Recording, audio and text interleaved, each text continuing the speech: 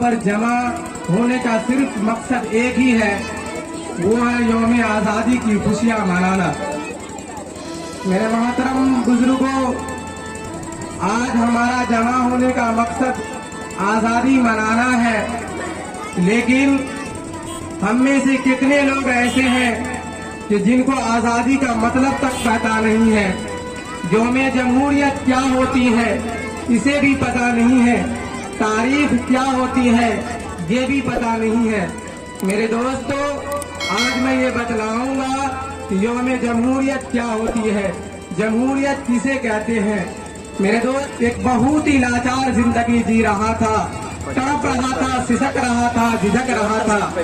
میرے دوستو، پھر اس کے بعد آزادی دنیا کے اندر جب ہمارا یہ ہندوستان انگریز کی غلامیت کی زنجیر سے آزاد ہوا تو ہمارے ہندوستان کے اندر دو تاریخی دن آتے ہیں۔ ایک تو وہ ہے جو آج جس کو ہم منا رہے ہیں، جس کو ہم یوم آزادی کے نام سے جانتے ہیں، اور دوسرا 26 جنوری جس دن ہندوستان کا کانسٹیٹیوشن اور دنیا کا سب سے بڑا جمہوری ملک بنا، اور یہاں پر یہ کہہ دیا گیا کہ ہندو، مسلم، سکھ، عیسائی یہ سب ہے آپس میں بھائی بھائی کا نعرہ دیا گیا۔ سبھی لوگوں کا سپنا پورا ہوا۔ اس ہندوستان کے آزاد کروانے میں ہندو ہو یا مسلم ہو، سکھ ہو، سبھی نے اپنا خون بہایا، سبھی نے اپنی محنتیں، مشقتیں برداشت کی، تب ہندوستان کی ظالم چنگول سے ہمارا یہ دیش آزاد ہوا۔ میرے دوستو، جب ہندوستان کی فضا میں جب یہ تاریخی دن آتے ہیں، جب ہماری دل کی دھڑکنیں تیز ہو جاتی ہے اور ہم تصورات کے سہارے ماضی کے اس بیتے ہوئے دور میں چلے جاتے ہیں جب ہمارا دیش ہندوستان کی غلامی سے آزاد ہوا۔ افسوس کی بات یہ ہے کہ جب اس زندگی میں ہم جی رہے تھے، انگریزوں کی زندگی کاٹ رہے تھے، تو کہیں نہ کہیں اگر اس دور کے لوگ ہوتے تو اس کی صعوبتیں، اس کی جو تکلیف تھی، اس کی ظلمت و بربریت تھی، اگر وہ لوگ ہوتے تو ہمیں بتلاتے کہ انگریزوں نے ہمیں کتنا تکلیف دیا، اور اس کو بھگانے کے لیے، اس کو یہاں سے نکالنے کے لیے، اس کا یہاں سے دربرس بھٹکانے کے لیے ہم لوگوں نے جو محنتیں، مشقتیں برداشت کی، اس کا کوئی مثال پیش نہیں کر سکتا۔ میرے دوستو، ہم اپنی تاریخ کے اندر جاتے ہیں، ہم اپنے مسلمان بھائیوں سے ہمیں شکوہ گلا ہے، ہمیں شکایت ہے، ہمارے بچے کو ہمیں تاریخ معلوم نہیں ہے۔ ہم میں سے کتنے بڑے لوگ یہاں کھڑے ہیں، ان کو یہ تک پتا نہیں ہوگا کہ آزادی میں ہم نے بھی خون قربانی دی ہے، آزادی کے لیے ہم نے بھی شہادت دی ہے، آزادی کے لیے ہم نے بھی اپنی جان و مال کا نذرانہ پیش کیا ہے، آزادی کے لیے ہم نے بھی اپنے گھر و بار کو اجاگر کیا ہے۔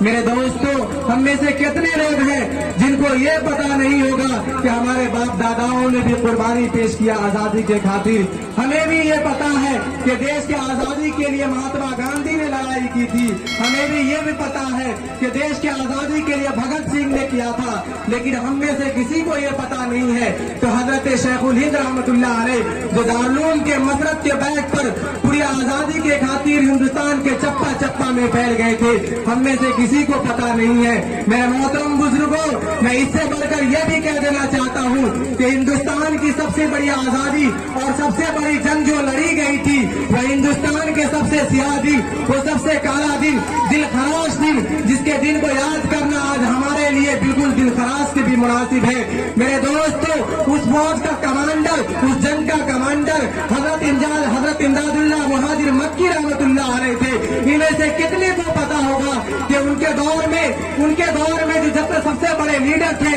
اور جگہ جہاں پر بھی آزادی کے لیے تحریکیں چلائی گئی تھی، اس کے اکثر و بیشتر کمانڈر عورت تھے، ہمارے آباء و اجداد تھے، ہمارے اجداد تھے، ہمارے باپ دادا تھے، ہم میں سے کسی کو پتا نہیں ہے۔ آج تاریخ کے اوراق نہ پلٹیں گے، ہندوستان کی تاریخ کو پلٹیں گے، ہندی تاریخ کو پلٹیں گے تو صرف مسلمانوں میں سے صرف مولانا ابوالکلام آزاد کو چھوڑ کر کے کسی بھی مسلمان کا نام نہیں آتا ہے۔ آتا ہے پنڈت جواہر لال نہرو، مہاتما گاندھی، بھگت سنگھ۔ ایسا معلوم ہوتا ہے کہ مولانا قاسم نانوتوی رحمت اللہ علیہ جنگ آزادی میں کبھی حصہ لیا ہی نہیں تھا۔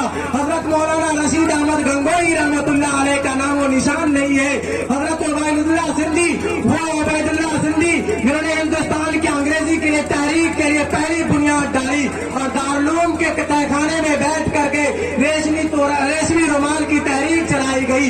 रेशमी रुमाल तहरीक को वहां से आगाज हुआ।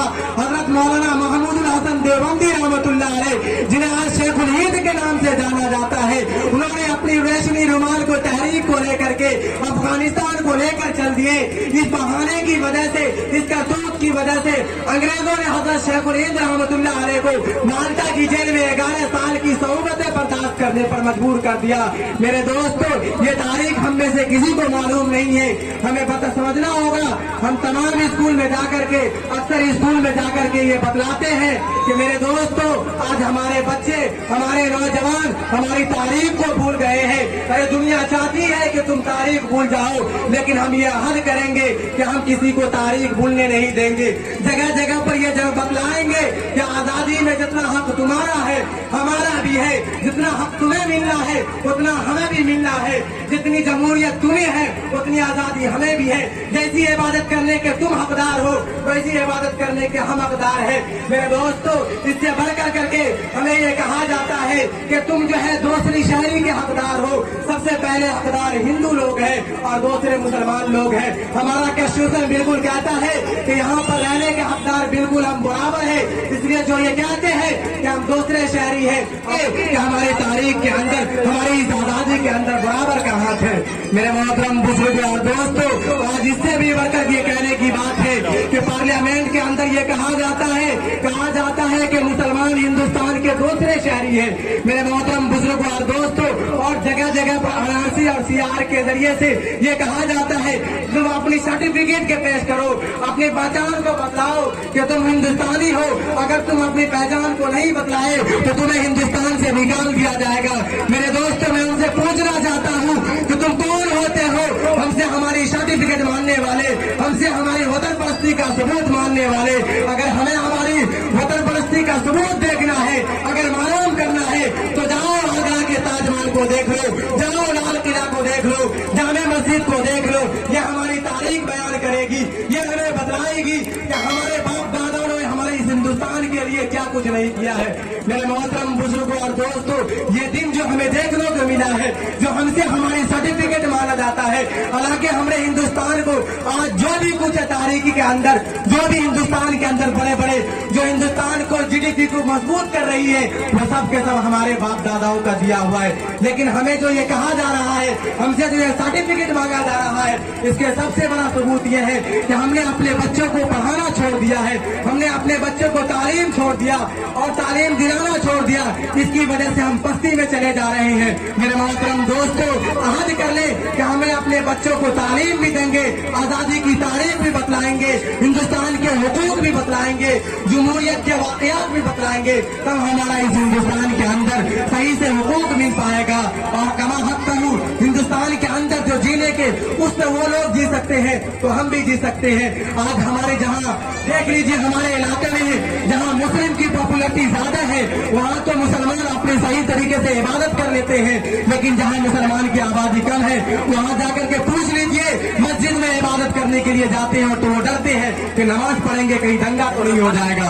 मेरे मोहतरम बुजुर्गों और दोस्तों, हमें जरूरी है इस बात की हालात के पेश नजर कि सबसे पहले अपनी बच्चे को और बच्ची को तालीम दीजिए, तालीम से रास्ता कीजिए। अगर आप बच्चे को तालीम देंगे तो इंशाअल्लाह वो जमहूरियत को भी समझेगा। मैं इसी चंद बात पर ये अपनी तकरीर को खत्म करते हुए मैं आखिरी आपसे पैगाम ये लेकर के जाना चाहता हूँ कि आज हमारे इलाके में जो जाहिलियत है, जो इल्म से नावाकिफियत है, उसको हम दूर करेंगे और हर घर में बच्चा इंशाअल्लाह पढ़ा लिखा होगा। हम आज इस महफिल से आमद करेंगे इंशाअल्लाह ताला। तो आप